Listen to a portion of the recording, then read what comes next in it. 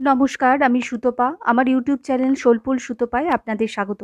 আজ বানাবো তেঁতুলের টক মিষ্টি ঝাল আচার। তার জন্য তেঁতুল থেকে এই শিরগুলোকে আলাদা করে নেবো, কিন্তু বীজটা রেখে দেবো। আমার ছোট পিসি এই তেঁতুলগুলো পাঠিয়েছে, বলেছে আচার বানিয়ে দিবি, আর আচারটা যেন মিষ্টি মিষ্টি হয়। তেঁতুলটা পুরো মন্ড করে রাখা ছিল, তাই ছাড়াতে গেলে ভেঙে ভেঙে যাচ্ছে। যদি গোটা গোটা থাকতো তাহলে বেশি ভালো হতো। এইভাবে শিরাগুলো বাদ দিয়ে দিয়ে পুরো তেঁতুলটাকে বেছে নেব। বেশিক্ষণ লাগবে না। এই দেখুন, হয়ে গেছে। ঠিক এরকম গোটা গোটাই আচার বানাবো। এবার আচারের মশলাটা বানিয়ে নেব। তার জন্য নিয়ে নিয়েছি 4টে শুকনো লঙ্কা, 4টে তেজপাতা, 1 টেবিল চামচ ধনে, 1 চামচ জিরে, 1 টেবিল চামচ মৌরি, হাফ চামচ মেথি। সবকটাই কিন্তু গোটা মশলা। এবার কড়া গরম করে তাতে গোটা ধনে কিছুক্ষণ ভেজে নিয়ে তারপর বাদবাকি সব মশলা দিয়ে দেবো। ধনেটা আগে ভাজার কারণ, ধনে ভাজতে একটু সময় বেশি লাগে। একসঙ্গে সব দিলে ধনেটা নয় কাঁচা থেকে যাবে, আর না হলে বাকি সব মশলা পুড়ে যাবে। তাই এইভাবে করা হয়। একে একে সব কিছু দিয়ে সমানে নেড়ে যেতে হবে। যখন ওই মশলাটা থেকে সুন্দর গন্ধ বেরোবে, তখন গ্যাস থেকে নামিয়ে ঠান্ডা হতে দেব। তারপর মিক্সিতে গুঁড়ো করে নেব। এই যে গুঁড়ো হয়ে গেছে। মিহি গুঁড়ো নয়, এই রকম আধ ভাঙা মতন গুঁড়ো করে নিতে হবে।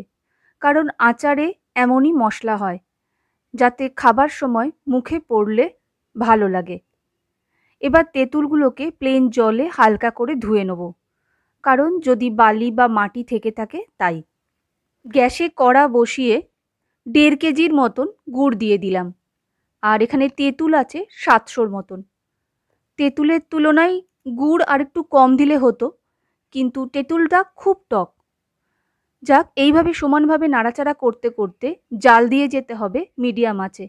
গুড় পাতলা হয়ে গেলে, এরকম যখন ফুটে উঠবে, তখন তেঁতুলগুলো দিয়ে দেবো। এবার গুড়ের সাথে তেঁতুল ভালো করে মিশিয়ে নিয়ে তার মধ্যে দিয়ে দেব নুন। এই হাফ চামচের মতন নুন দেব। নুন দেবার কারণ হচ্ছে যাতে টক ভাবটা কম হয়। আঁচ কম রেখে একই রকমভাবে নাড়াচাড়া করে যেতে হবে।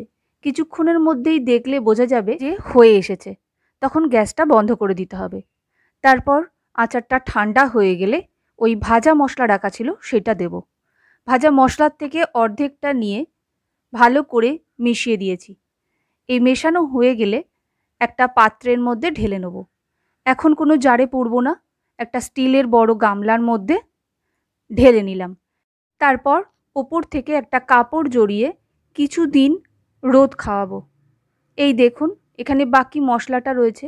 কাঁচের জারে পোড়ার আগে বাকি মশলাটা দিয়ে ভালো করে মিশিয়ে নিয়ে জারের মধ্যে পুড়ব। কাঁচের জারে আচার রাখার পরও রোজ কিছু সময়ের জন্য রোদে দেওয়া গেলে আচার ভালো থাকে। 5 দিন পর জারের মধ্যে আচারগুলো ভরে নিয়েছি। দেখতে খেতে দুটোই ভালোই হয়েছে। এখন দেখা যাক পিসি কি বলে। আচার বানানো খুব সোজা, শুধু একটু সময় লাগে এই যা। ভিডিওটা যদি আপনাদের ভালো লেগে থাকে, লাইক, শেয়ার, সাবস্ক্রাইব করবেন। আর আপনাদের মতামত আমার কাছে খুবই গুরুত্বপূর্ণ, তাই জানাতে ভুলবেন না যেন কেমন লাগলো আপনাদের। ভালো খান, সুস্থ থাকুন। টাটা।